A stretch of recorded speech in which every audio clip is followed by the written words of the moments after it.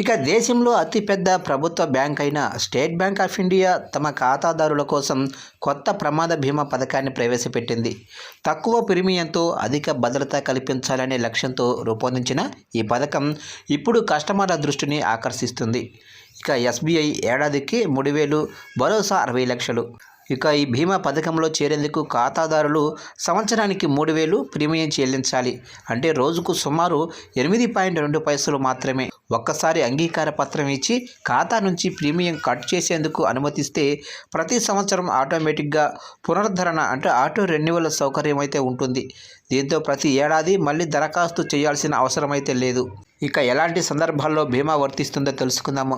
బీమా పొందిన వ్యక్తి రోడ్డు ప్రమాదం, ప్రకృతి విపత్తులు అంటే వరదలు, భూకంపాలు మొదలైనవి, పాముకాటు వంటి అనుకోని ప్రమాదాల వల్ల మరణిస్తే నామినీకి 60 లక్షల వరకు పరిహారం అయితే అందుతుంది.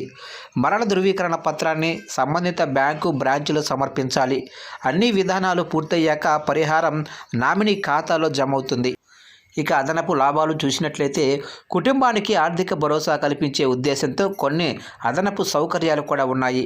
కుటుంబ యజమాని మరణిస్తే ఇద్దరు పిల్లల చదువులకు 20,000 వరకు సహాయం. అలాగే అంత్యక్రియ ఖర్చులకు 10,000, అంబులెన్స్ ఖర్చులకు 1,500. ఇవి ప్రమాద బీమా మొత్తానికి అదనంగా చెల్లించబడతాయి. ఇక ఎలాంటి సందర్భాల్లో బీమా వర్తించదు అంటే ఆత్మహత్య, మాదక ద్రవ్యాల వినియోగం వల్ల మరణం లేదా ఇతర సహజ వ్యాధుల కారణంగా సంభవించిన మరణాలకు ఈ ప్రమాద బీమా వర్తించదు. కాబట్టి పాలసీ నిబంధనను ముందుగా పూర్తిగా తెలుసుకోవటం అవసరం. తక్కువ ప్రీమియంతో పెద్ద మొత్తంలో ప్రమాద బీమా భద్రత పొందాలని భావించే ఖాతాదారులకు ఈ పథకం ఉపయోగకరంగా మారే అవకాశం అయితే ఉంది.